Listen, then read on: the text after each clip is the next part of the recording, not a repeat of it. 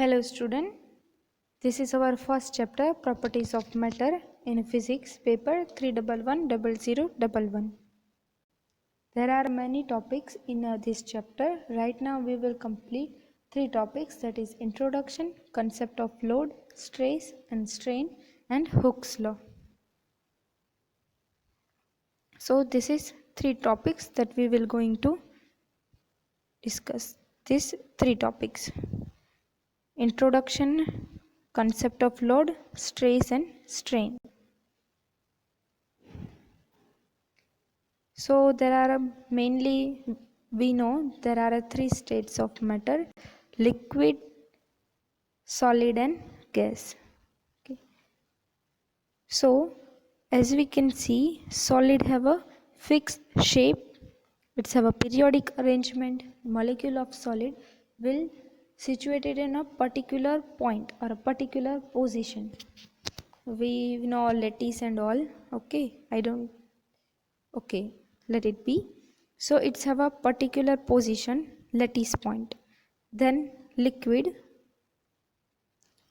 does not have a proper shape, और हम उसको किसी भी वेसल में उसको डालेंगे वो उसके अकॉर्डिंग उसका शेप जो है वो ले लेगा. ठीक है, अगर हम उसको कोई बर्तन में रखते हैं तो वो उसके अकॉर्डिंग उसका शेप आ जाएगा. फिर अगर ग्लास में फिल करते हैं तो ग्लास के अकॉर्डिंग शेप हो जाएगा उसका. और उसके बीच में जो मॉलिक्यूल होते हैं उनकी जो स्पेसिंग होती है वो सेम नहीं होती, अलग अलग होती है. जैसे कि यहाँ पे सॉलिड में फिक्स है पॉइंट, बट यहाँ पे अगर हम लिक्विड में देखेंगे तो वो फिक्स नहीं है, इट्स अ रैंडम वो सिचुएटेड है. और उस बीच का जो हम स्पेसिंग देखें so that is less as compared to liquid में अगर हम देखें तो उसके बीच का जो स्पेसिंग होगा वो ज़्यादा है. फिर जैसे हम गैस की तरफ मूव करते हैं यहाँ पे, तो वहाँ पे उसके बीच का अगर हम देखें डिस्टेंस तो वो लिक्विड से भी ज़्यादा है और सॉलिड से भी बहुत ज़्यादा है. गैस में देखें तो जो मॉलिक्यूल है वो रेंडमली सिचुएटेड है. ठीक है, वो अपनी मोशन करते हुए होके और उसका भी जो शेप है वो फिक्स नहीं है. तो हम बोल सकते हैं कि लिक्विड और गैस है वो दोनों रिजिड नहीं है. ठीक है, नो रिजिड. बट अगर सॉलिड का कंसीडर करें तो वो रिजिड है.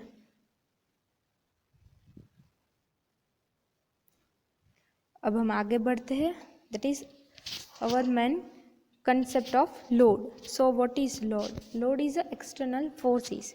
और हम अभी बोलते हैं कि कोई भी वही व्हीकल होता है तो उस पर कितना ज़्यादा लोड लगाया हुआ होता है, और वी कैन से कि उस पर कितना ज़्यादा फोर्स दिया, मतलब हम उसको एज अ कोई पर्पज़ पे यूज़ करते हैं डिफरेंट टाइप्स के. कि कोई चीज़ पे अगर कोई बहुत ज़्यादा चीज़ें हमने रख दी है तो उस पर फोर्स ज़्यादा उतना बढ़ जाएगा, उस पर कोई व्हीकल पे लगने वाला एक्सटर्नल फोर्स है वो बढ़ जाएगा, लोड बढ़ जाएगा उसका. तो हम अगर किसी ऑब्जेक्ट को हमें डिफॉर्म करना है तो हम जिस तरीके से उस पर लोड लगाते हैं, एक्सटर्नल फोर्स अप्लाई करते हैं, उस तरीके से उसको उसमें डिफॉर्मेशन आएगा. So concept of load, we see the definition, then load is the term which represent external force acting on the body which tends to deform the body either temporarily or permanently. हमने यहाँ पे देखा कि वो जो है वो body को टेम्पररी डिफॉर्म करता है, परमानेंटली डिफॉर्म करता है और एक्सटर्नल फोर्स उस पर आता है. ठीक है, अगर एक और भी डेफिनेशन है जो उसके इजी वे में है. ठीक है, load may be define as a force tending to effect and produce deformation. मतलब कि फोर्स उस पर इफेक्ट करता है और डिफॉर्मेशन है उसको प्रोड्यूस करता है. जैसे कि हम किसी भी चीज़ पे फोर्स अप्लाई करते हैं और वो it will start get deform. अगर जैसे कि हम कोई कप ले और उसको थ्रो कर दे तो वो टूट जाएगा, तो उसका जो शेप होगा वो डिफॉर्म हो जाएगा. फिर अगर हम वो जो छोटे छोटे स्माइली बॉल्स है, वो स्माइली बॉल्स है कि हम उसको स्क्वीज़ करते हैं, जैसे हम उसको स्क्वीज़ करते हैं वो उसका जो शेप है वो चेंज होता है। जैसे हम उस पर से फोर्स ले लेते हैं, it will come on its original state, वो अपने डिफॉर्म नहीं होगा, वो अपने ओरिजिनल स्टेट में फिर से आ जाएगा।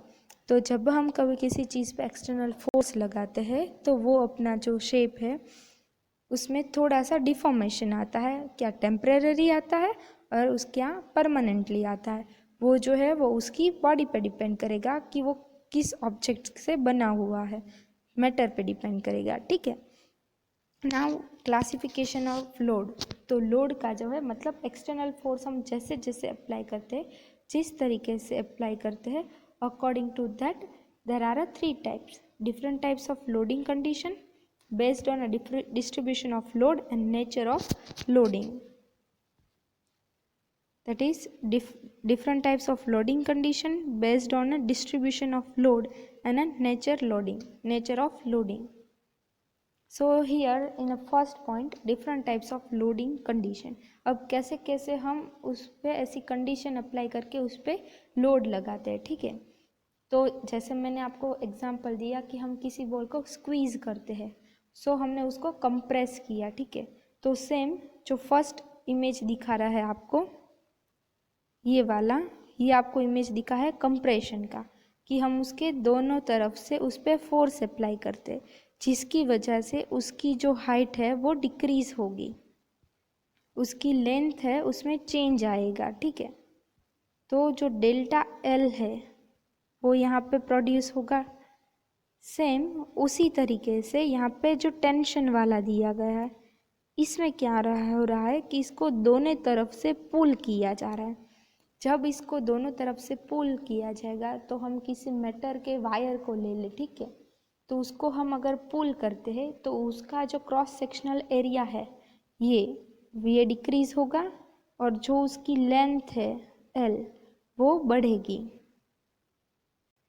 देन बेंडिंग, कैसे हम किसी चीज़ को बेंड करते हैं, तो इस पे 3 जगह से फोर्स अप्लाई किया जा रहा है। एक तो उसको 2 जगह से सपोर्ट दिया गया हुआ है, यहाँ से उसको सपोर्ट दिया गया है और यहाँ से उस पर बीच में से उस पर फोर्स अप्लाई किया जा रहा है, जिसकी वजह से वो बेंड हो रहा है। हम लेते हैं किसी वायर को लेते हैं, हमें उसको बेंड करना है तो हम उसकी एज पे फोर्स लगाते हैं और फिर उसको बीच में से मोड़ के बेंड कर देते हैं, ठीक है। Then next one is the torsion.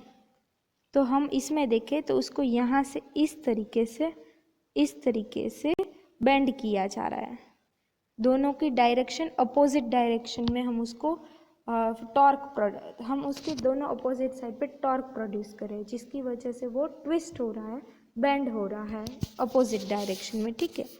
अगर हमें किसी भी चीज़ को तोड़ना हो तो हम उसके दोनों साइड एक ही डायरेक्शन में फोर्स नहीं अप्लाई करते, हम दोनों अलग अलग डायरेक्शन में फोर्स अप्लाई करते हैं, जैसे बीच में से वो मुड़ के टूट जाएगा, ठीक है। So that is the torsion force. Then shear force, हम अगर इसमें देखें तो हम उसके एज पे फोर्स अप्लाई कर रहे हैं, ठीक है। तो उसकी जो ये एज है उसमें डिफॉर्मेशन आएगा और उसकी डायमेंशन जो है वो चेंज होगी, ठीक है। Then second is the based on a distribution of load. तो अगर हम यहाँ पे देखें तो इसमें पहला कहा गया है पॉइंट लोड और कंसंट्रेटेड लोड। तो हम यहाँ पे देखें तो हम ये जो पॉइंट है उस पे लोड दे रहे हैं, ठीक है। ये ऐसा हमने सपोर्ट करके रखा हुआ है और हम यहाँ पे 3 जगह पे उस पर फोर्स अप्लाई कर रहे हैं। तो उसी पॉइंट पे वो फोर्स है वो कंसंट्रेट होगा, ठीक है, और यहीं पे वो फोर्स लगाएगा उस पे, इन 3 पॉइंट पे, और वो वहाँ से उसको डिफॉर्म करेगा। फिर नेक्स्ट वन है वो क्या है, यूनिफॉर्म डिस्ट्रीब्यूटेड लोड। तो हम किसी भी चीज़ पे उसको डिफॉर्म करना चाहते हैं पर हम उसको इवनली डिफॉर्म करना चाहते हैं, ठीक है। अगर लाइक सपोज हम देखते हैं कि कभी मिट्टी पे पैर के निशान होते हैं, ठीक है। तो वो जब पैर के निशान पड़ता है तो वो उतने ही जगह पे उसका फोर्स लगा हुआ होता है, उसी वजह से वहाँ पे उसका फुटप्रिंट पड़ जाएगा और वो वहाँ से मिट्टी जो है वो ऐसे डिफॉर्म हो जाएगी। फिर अगर हमको इवनली स्प्रेड करना है तो हम क्या करेंगे, सभी जगह पे एक जैसा फोर्स अप्लाई करेंगे। तो इसी में यही दिखा रहा है कि ये जो है वो सब जगह पे इवनली फोर्स प्रोड्यूस करता है, that is uniformly distributed load. Then second one is, अगर हमको अलग अलग जगह पे अलग अलग फोर्स प्रोड्यूस करना है तो that is uniformly varying load, कि फोर्स तो हम दे रहे हैं बट अलग अलग तरीके से अलग अलग जगह पे अलग अलग दे रहे हैं। Then the third one is the nature of loading. तो इसमें दो कंडीशन है, that is first static loading and dynamic loading. इसको सिंपल फंडा में अगर समझना है तो हम अगर for a short time of period हम किसी चीज़ पे फोर्स अप्लाई करते हैं तो उसको डायनामिक में कंसीडर करेगा, लेकिन हम उसको for a short of time of period over the time of period हम उस पर लोड जो है वो कांस्टेंट रखते हैं, कोई भी लोड में चेंज नहीं आता, तो हम उसको बोलेंगे static loading. That is static loading remain constant over the period of time. Such a type of loading is a static loading. And if the intensity of the load varies with time or over the period of time, such a types of loading defined as a dynamic loading. Then concept of stress. So there are mainly we will considering three types of stress. Okay, tensile stress, compressive stress, and shear stress. There is also volumetric stress. Okay, so there are the types of stress. In the first, they divided into two parts: normal stress, this one, and a shear stress. Then in a normal stress, that is tensile stress and compressive stress. अगर हम देखें तो compressive strength में ही उसको volume का भी आए हम कंसीडर कर सकते हैं, क्योंकि वॉल्यूम जब हम किसी चीज़ का कम करते हैं तो हम उसको कंप्रेस करते हैं, कंप्रेस जो फोर्स है वो हम उस पर बढ़ाते हैं। ये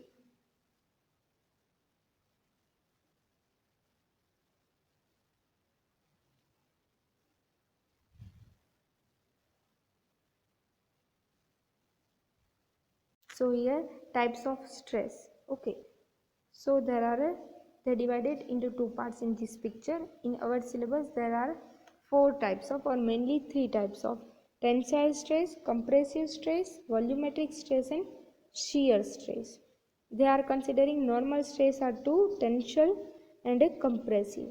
जो टेंसाइल स्ट्रेस होता है वो दोनों तरफ से उसको पुल करेगा, ठीक है, जैसे हमने उसमें देखा टेंसाइल स्ट्रेस में, जिसकी वजह से उसका जो क्रॉस सेक्शन वाला पार्ट है वो डिक्रीज होगा।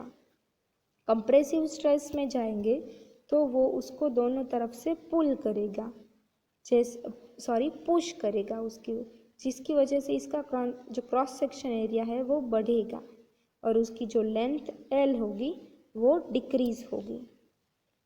शेयर स्ट्रेस में जाए तो वो उसकी एज पे अप्लाई होगा, तो वो उसको उसकी एज से डिफॉर्म करेगा यहाँ से।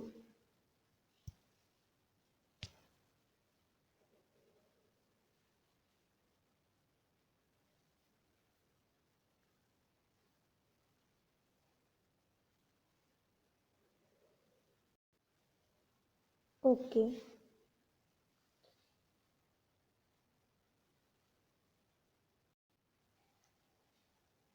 ओके, सो हियर जो नहीं दिख रहा वो ऐसा लिखा है कि जो स्ट्रेस है उसको सिग्मा के थ्रू दिखाया जाता है, ठीक है, और वो आता है फोर्स पर एरिया और ए यूनिट एरिया, ठीक है, मैं ठीक से लिख देती हूँ।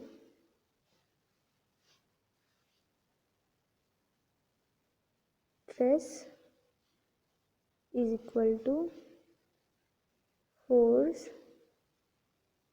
पर एरिया, और by in small, if short में लिखना है तो हम उसको ऐसे लिख सकते हैं: sigma is equal to F upon A. यहाँ पे एफ है वो फोर्स रिप्रेजेंट करेगा ए है वो एरिया रिप्रेजेंट करेगा। फिर उसका जो यूनिट है that is newton per metre. Newton जो है वो फोर्स का यूनिट है और मीटर जो है वो एरिया पे आएगा। ठीक है, अगर हम लेंथ के अकॉर्डिंग लगा रहे हैं उसके अकॉर्डिंग आएगा। वैसे तो न्यूटन पर मीटर स्क्वायर ऐसे आएगा। ठीक है, और अगर दूसरे यूनिट में कहना है तो पास्कल कह सकते हैं जो प्रेशर का यूनिट है। फिर उसका dimensional formula m1 l-1 t-2 है। फिर हम अगर इस इमेज में देखें तो हम यहाँ पे टेंसाइल फोर्स पहले लिया गया है। ठीक है, तो इसको दोनों तरफ से पुल किया जा रहा है। जैसे हम उसको पुल करते हैं डेल्टा एल जितनी हाइट है वो बढ़ती है। दूसरा देखते हैं, इसकी ओरिजिनल हाइट है वो L0 है। ठीक है, तो जैसे हम उसको पुल करते हैं डेल्टा एल जितनी उसकी हाइट जो है वो बढ़ती है।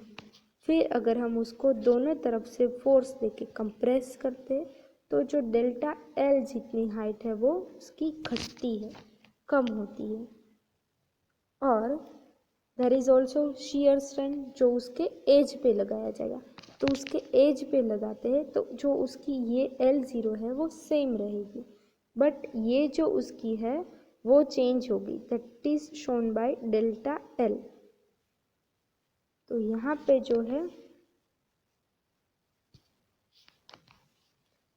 जो है उसको एज पे हमको डिफरेंस मिलेगा। हम यहाँ पे देखते तो ये जो उसका एज है वो सेम रह रहा है, बट यहाँ से वो जो है वो चेंज हो जा रहा है।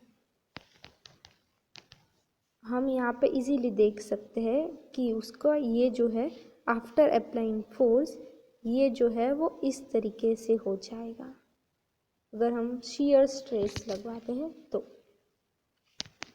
Then this is the volume stress. हम यहाँ पे देखते हैं कि वो कंप्रेस हो रहा है। ठीक है, हम चारों ओर से उस पर फोर्स अप्लाई करते हैं जिसकी वजह से उसका वॉल्यूम जो है वो घटता है।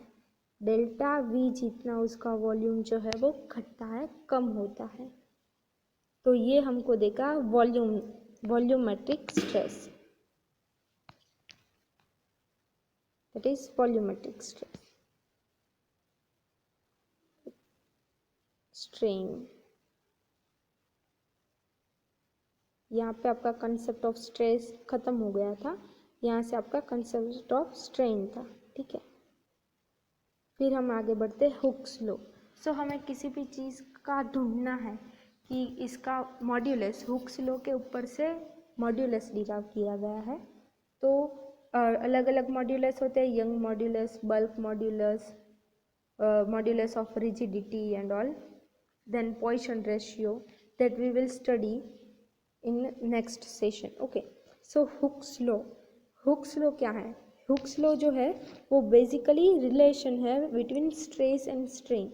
हम किसी चीज़ पे कितना फोर्स अप्लाई करते हैं और due to that force that material, how much that material will be deform.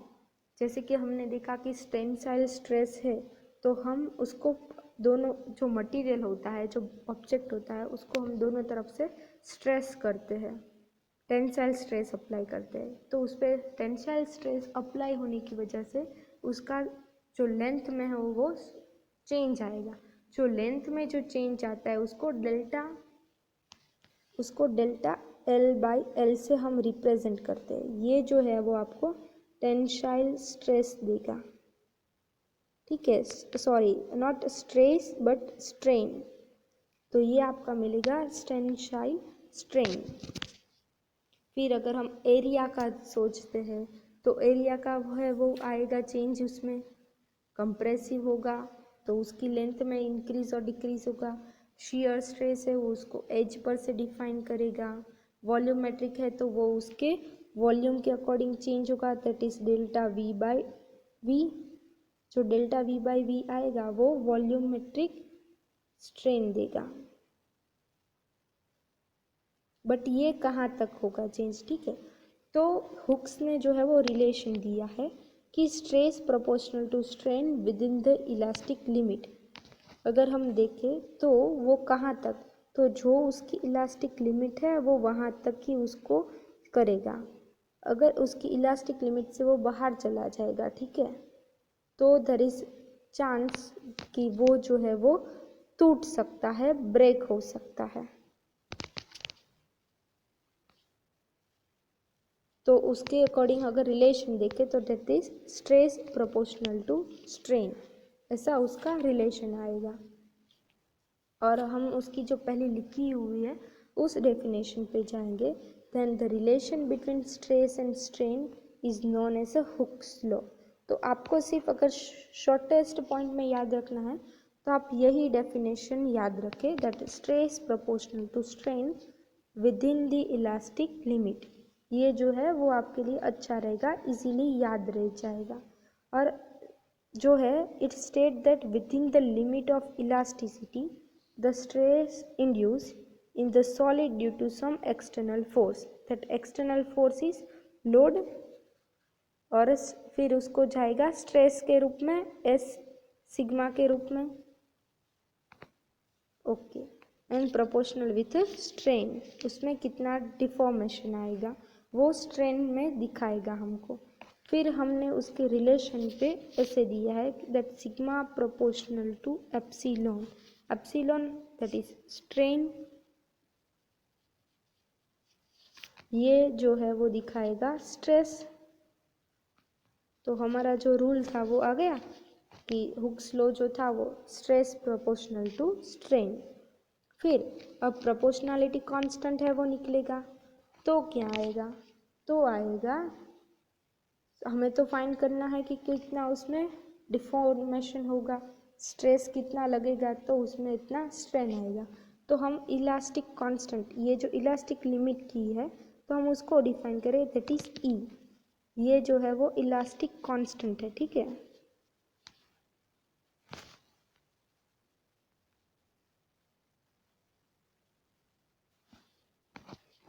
तो हम ऐसे लिख सकते हैं उसको, sigma is equal to E into epsilon. फिर हम ई को सब्जेक्ट ऑफ फॉर्मूला कहेंगे, so E is equal to sigma upon epsilon, ठीक है, सिग्मा अपॉन एप्सिलॉन। तो ये क्या देगा कि स्ट्रेस जो दिया है वो उसकी वजह से कितना स्ट्रेन आता है उसके अकॉर्डिंग हमको इलास्टिक कांस्टेंट मिलेगा। अगर हमको इलास्टिक कांस्टेंट जो है वो मटेरियल पे डिपेंड करेगा, तो अगर हमको इलास्टिक कांस्टेंट पता चलता है तो हम ये जान सकते हैं कि अगर हम इतना फोर्स दे रहे हैं तो उस मटेरियल में इतना स्ट्रेन प्रोड्यूस होगा, इसमें इतना चेंज आएगा। सो ये जो है वो हम इंजीनियरिंग फिजिक्स में यूज़ कर सकते हैं कि अगर आप कोई चीज़ इन्वेंट कर रहे हो, बना रहे हो, तो आपको उसमें कितना फोर्स देने की ज़रूरत है और ड्यू टू दैट फोर्स कितना जो है वो प्रोड्यूस होगा, स्ट्रेन होगा, चेंज होगा, ठीक है। तो हम यहाँ पे हमारा सेशन कंप्लीट करते हैं। आप ये जो डेफिनेशन है वो परफेक्टली याद रख लेना, ये जो है वो आपको बहुत ही इजी रहेगा। Stress proportional to strain within the elastic limit. अगर हम उसकी यूनिट की अगर बात करें तो स्ट्रेस जो है वो क्या है, that is force per area, तो that is newton into metre square उसका हो गया। और जो इलास्टिक मॉड्यूलस है वो तो हमने उसका तो जो यूनिट है वो इसी पे से निकलेगा, स्ट्रेस। और अगर स्ट्रेन की बात करें तो स्ट्रेन तो है वो क्या है, वो तो रेशियो है, change in length upon a length, change in volume upon a volume. So अगर रेशियो है तो उसका कोई यूनिट होगा नहीं, तो हमें इलास्टिक का यूनिट यही मिलेगा जो स्ट्रेस का होगा, ओके। तो यहाँ पे से हमको यूनिट ई का भी पता चल गया, वो सिग्मा का ही रहेगा स्ट्रेस का, so that is newton per metre square आ जाएगा, okay. So here we will complete our session. Thank you.